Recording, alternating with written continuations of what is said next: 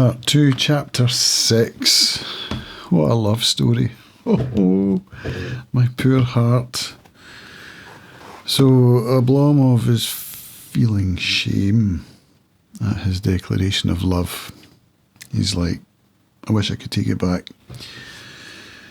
And we've got some inner monologue here going on where he's thinking about his ideal situation, his ideal love, which, as we heard before, is about a wife, children, and a house in the country. And it says here, isn't this everyone's secret wish, man or woman, to find in their mate this unfailing face of peacefulness, this constant, even flow of feeling? Isn't this what love is all about? Isn't this the paradigm? And doesn't the slightest deviation, change, or falling short inevitably mean suffering? So this passion that's stirring in his heart is causing him some distress. It's upsetting his serenity and his peace, and he doesn't like that. However, did we not read in an earlier chapter that Ilya Ilyich is a passionate man? That he has ideas, that he feels passion for things, he just never acts on that. We did read that, didn't we? But here now he's got this churning inside that he can't stop thinking about this woman. And he's already told her he loves her. And now he's like, it's just pure panic mode. And then it says, and if you should have the misfortune to be seized by passion, it is as if you were caught on a rocky, crumbling road where even horses cannot keep their feet, and the horseman is on the brink of exhaustion. But his home is in sight, and he must keep his eyes fastened on it and get clear of that dangerous terrain as soon as possible. Yes, passion must be contained, suppressed, and domesticated in marriage.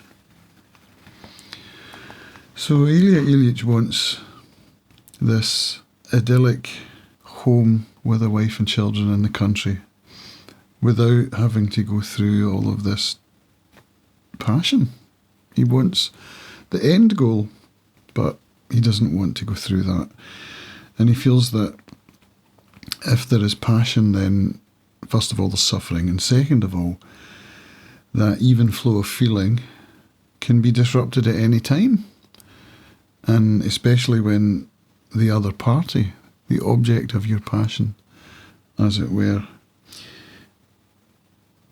they have passion as well, which can upset their equilibrium and serenity and lead to who knows what, And that's what life is all about. It's about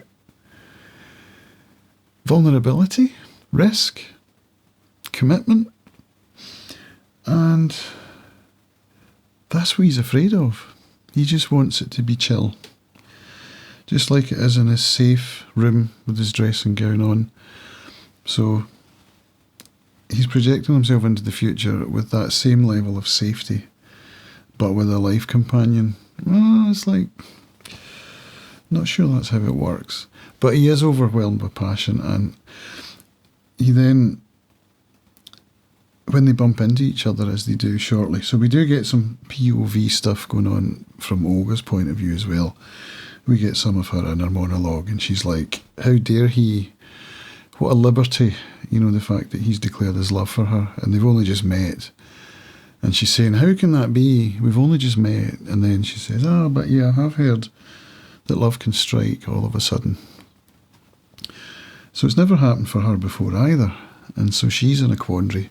She's got, Sonyatska, she'd know what to do. Olga herself feels put upon in some ways, but she's also got that passionate feeling. So they're both like freaking out at the same time, and then they meet each other in the woods when they're out for a walk. And I remember this scene from the movie.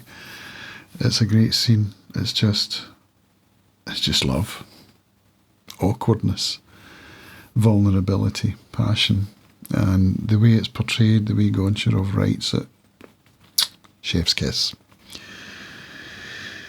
So they chat, and Oblomov is like, I don't know what's bothering me.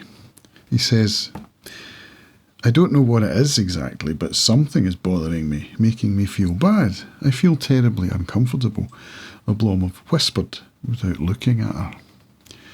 So straight away he's, bringing out his vulnerability. He doesn't hold back. He's got that kind of autistic need to express himself without small talk and without any kind of moderation. So he tells her, I feel bad, I feel awkward. And she's like, yeah, I'm feeling a bit that way too. And she starts picking lilies and lilac. She picks lilac, and that's a big scene that I think lilac is a feature of the love affair. This is just the first time it's mentioned. And then he says, I confess shame. I feel shame at my declaration. I shouldn't have done it. I wish I could take it back. I'm sorry. And in any case, it wasn't true.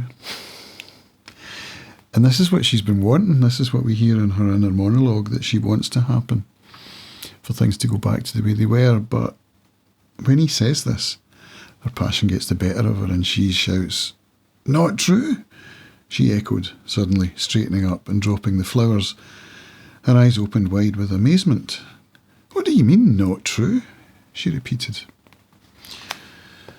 So at that point, he kind of backtracks and his emotions get the better of him again.